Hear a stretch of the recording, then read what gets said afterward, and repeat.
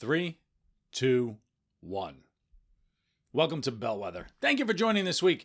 We are kicking off the year a little late, but we're back and we're doing podcasts, and this is great. We have a lot of great podcasts set up for you. We've been working really hard behind the scenes to bring you really, really good content. And so this will be the first one of 2022, and it's a very pressing topic. And it's going to become more and more pressing as we go on. And I like to think of myself as a person who kind of can predict the future a little bit. I like to, say, see, I told you so, and I was right. And if you look at the book, that was kind of it, right? It was, how do you prepare for change when you don't know what change is coming? Adapting in motion. That was the whole book. Came out in the middle of the pandemic, very apropos. On topic, and it was great, and it really resonated with people. And I want to revisit that now because we're 2 years into the pandemic. The world has been more than 2 years, I guess, at this point, right? 2020. Yeah, I guess about 2 years. Things are opening up. We're talking about, we're exhausted of talking about it.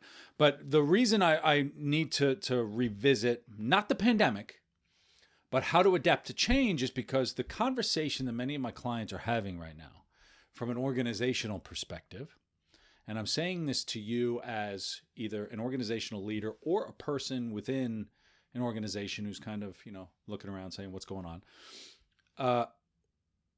We're all talking a lot about the potential for an economic downturn, right? The big one, which everybody's calling for, Jeremy Grantham and Ray Dalio and yada, yada, yada. And there's dysfunction in the country and the world, and who knows what's going to happen. And it's a very stress-inducing environment that we're all living in. But the question now becomes, we feel it coming, and what's going to happen? And how do you prepare your people to adapt to this change when we don't know where the change is going to come from? It's happening again. Okay, like change is happening again, and it's always going to happen. And this is a good lesson, and we know it, we feel it. And when I think about, I do a lot of consulting and learning and development. I do a lot of executive coaching, helping people with this particular thing. And many of learning and development programs within an organization are reactive. Or they're just like bogus BS kind of, here's how to be a good leader, and you do this, and it just doesn't work. And but a lot of them, if we want to think about it in a different way, is they're all reactive. We have a group of people who are not good leaders. We need to address that. Here's how to make them good leaders. And you're basically telling people what they're doing wrong. Or you're giving them this fluffy advice that's, nice in the moment, but it actually doesn't change anything in the way that they're actually interacting with the people they manage or the organizations that they're leading or anything else. And throw in the fact that, the pandemic, got it. Okay, check that box. People are working from home. Yeah, okay, got it. Check that box. We've got, different work environments. It's a different economy. There's great resignation. People are leaving. There's absolute dysfunction in the way that organizations are running. And learning and development, leadership, how we're managing our employees and meeting the needs of our employees needs to completely evolve as well. And that's where I come in. That's where I come in. And that's what I do. But things like, things like self-efficacy. How do you understand big picture, little picture, and getting the things in? Things like strategic planning, things like executive and C-level communications. All of these things are things that I implement in learning and development programs that we put into a learning and development program. And my favorite one is the adapting in motion component. And today we have to be forward thinking. We can't be reactive with our learning and development. We can't be reactive with our executive coaching and training and everything else. We have to be anticipating what our employees are going to need. And one of those things is this adapting in motion program of, how do you get people to adapt to change when they don't know what change is coming? And the secret is, macro change is a distraction. And the only way to do it, the one constant, no matter what the change, is the individual that's dealing with the change. So you actually have to focus on one particular individual and what they're doing. So the coaching and learning and development program that's going to pay the most dividends, that you should be thinking about now is how do you teach people to adapt to change when they don't know what change is coming? And this is a similar feeling to like the 2007 crisis. And at that time I was working in communications in the financial industry, which is like the worst possible job at the worst possible time. But the uncertainty in employees about, is the company going to exist?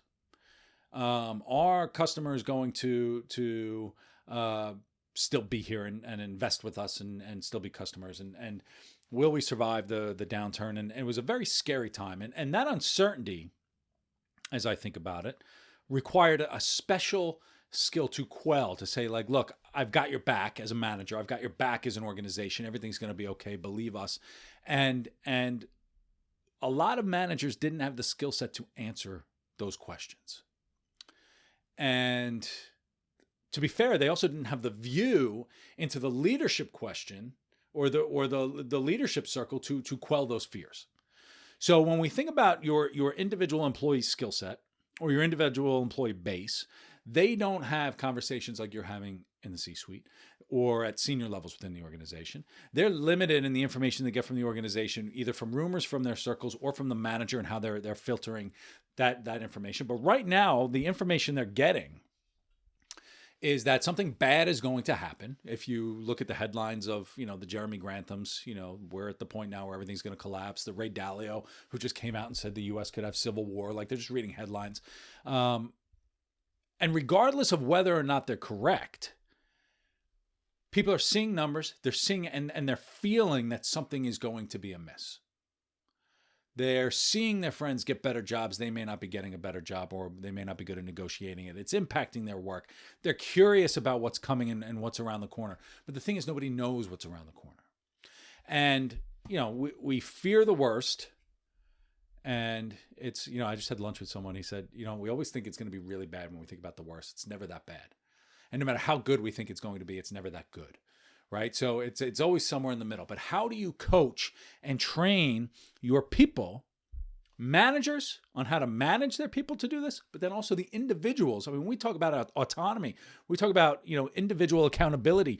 We have to be able to teach people how to ask the right questions. We have to teach people how to express what it is that they're struggling with. We talk about radical transparency. We talk about vulnerability. We talk about all these things, and that's great in theory, but how are you teaching someone to do it in a real way? And the way to do that is like this arc, which conveniently, I preached about in the book. I'll plug it. How many times am I going to plug it on this podcast? But look, awareness is first. We know there's an awareness that change is happening, right? World is changing. We can't keep up. Things are bananas, and you're just focused on, what's the next big shiny ball of change that's going to disrupt you and give you a headache and make you nervous and scare you, and it's not going to work out. So from there, fine, great. We're aware. It's there, right? And it's always going to be there, and there's always going to be something else that's changing and everything else. But then beyond that is, okay, change is constant. It's external. I can't control it. So how do we get you to prepare? And I'm going to revisit, when I did my wellness organized back at like the beginning of the podcast, I'm going to do that again because it was extremely important. And I've spoken about it with so many people, and I'm sure I could probably give kind of a different perspective on it now, but it still rings true, is, in preparing for change, macro change to micro you, there are 3 components you have to focus on. Your physical wellness, okay? Like everything from your gut bacteria impacts the way that you think. So your diet actually impacts the way that you're responding to change, which is freaking bananas, but it's true. How much sleep you're getting, so you're making good decisions. Are you being physically fit and all that? So that's fine, physical fitness. Your mental, which is very hardcore, a lot of reflective work. It's why people get coaches. The self-care, the self-love. What do you actually believe so that you can have good conversations, so you can ask really good questions and take it as just objective facts that you can internalize and question what you actually believe in a healthy way. And then the third component's not spiritual, because that's part of your belief system, but your third component is your social wellness. What's your social structure? And how do you get the right people in place to help you navigate whatever change is coming. And this is support system. This is meeting new people that are going to challenge your ideas. This is, being part of a bigger picture and micro interactions with everybody else. And so when we think about those three preparation aspects, that's very important. From there, you go into, well, what am I learning? Okay. And this is where you get into, vulnerability, confidence, curiosity. Why is humility actually holding you back? I've got all theories on all of these things. And what are these ideas that are flying around? What does resilience actually mean? Everybody's got the buzzwords, but what does it actually mean for you? And once we get there, you're then making good decisions. That's the fourth part. It's wisdom. And how are you making wise decisions? And how are you constantly evolving? Somebody just asked me, why do people hire coaches? And it's not to fix a problem. It's about to get you to think about things differently.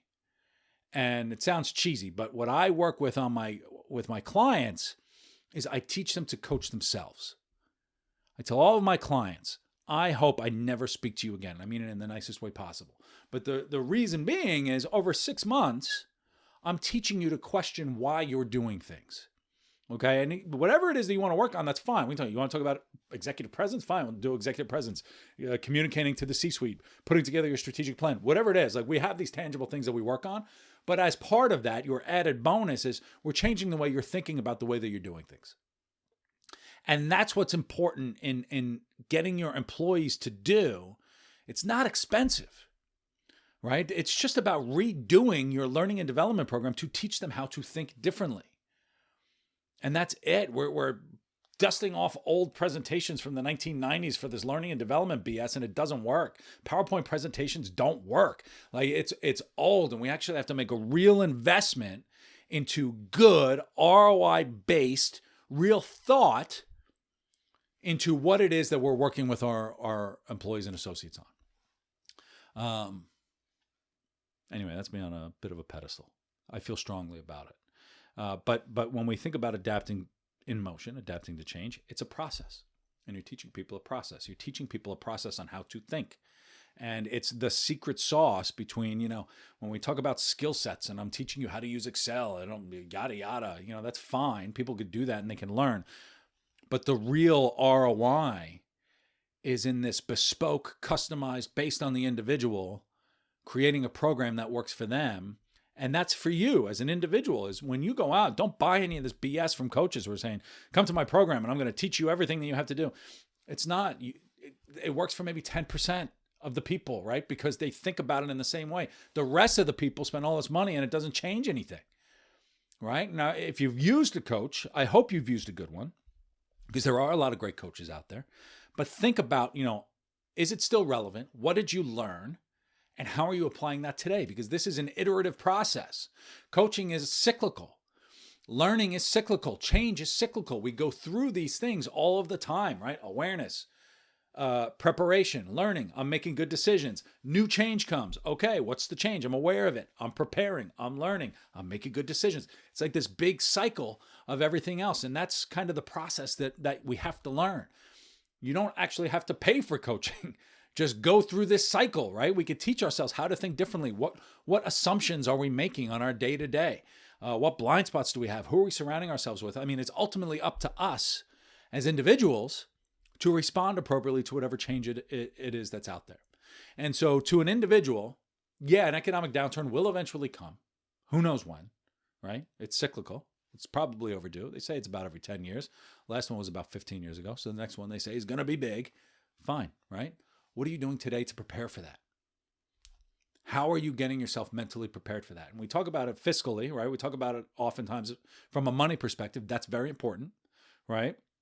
Money won't solve all your problems, but it solves all your money problems, which are generally people's biggest problems.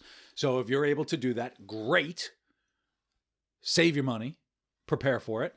But then the other one is, mentally, how are you going to adapt? How are you going to prepare?